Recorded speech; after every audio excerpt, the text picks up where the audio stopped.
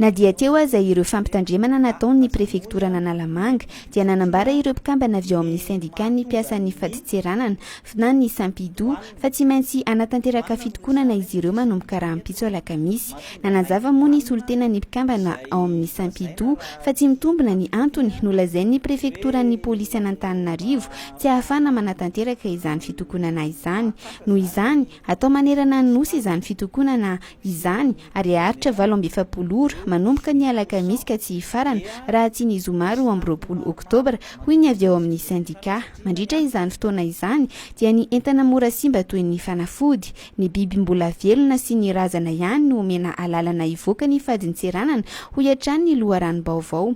Etsy ankilany nanambara ny prefetan'Antananarivo fa efa miomana ny andravany hetsika raha toa ka minitsy manara-dalàna ny mpikambana ao amin'ny Nisafidy hoy izy. Ny foibe mpitantanana ny fadin-tseranana manerana ny Madagasikara kosa dia nanambara fa manohy ny asany toy ny mahazatra ireo birao rehetra manerana ny nosy fa tsy misy izany fitokonana izany.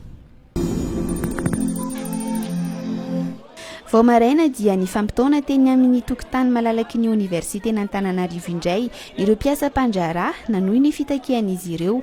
Taorian'ny firesahan'izy ireo tamin'ny tompon'andraikitra avy amin'ny ministeran'ny fampianarana ambony sy ny fikarohana ara-tsiansa izay nilaza fa efa any amin'ny postra ny volan'izy ireo dia tsy afapo ireto mpiasa ka nanapa-kevitra ny nandoro kodiarana sy nanapaka ny lalana miditra eny amin'ny anjerimanontolo.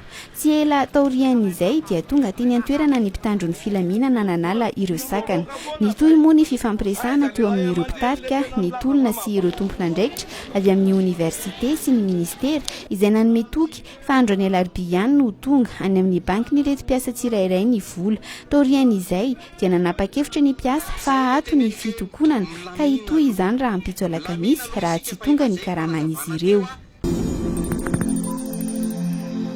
Ivoaka tamin'ny fahanginana ny mpitariky ny CFFA manoloana ny fialan'ny ofisialy an-daharana amin'ny lalao miverina any Angola.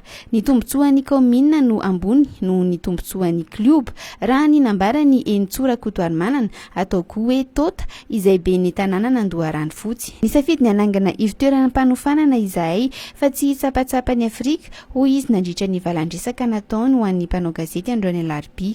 Araka ny fanazavany naniry ny filohan'ny republika ny anampy ny ekipa ka andoha ny fandehanany atsy Afrika andrefana mba ho valisoa noho ny lalao mahafinaritra nasehon'ireo mpilalao tamin'ny alahady teo. Ny saran'ny fandehanana any dia lafo be kanefa ny herizika ny ahatafita amin'ny dingana manaraka dia bitika tokoa.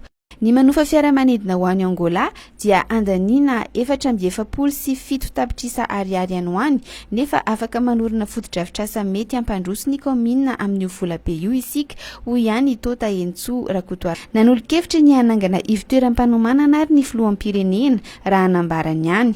Nanamarika ihany koa ity filohan'ny ligin'ny baolina kitra Analamanga ity fa ho raisiny an-tanana ny fanefana ny sazy mitentina 5,000 $, na 100 tapitrisa ariary amin'ny vola malagasy.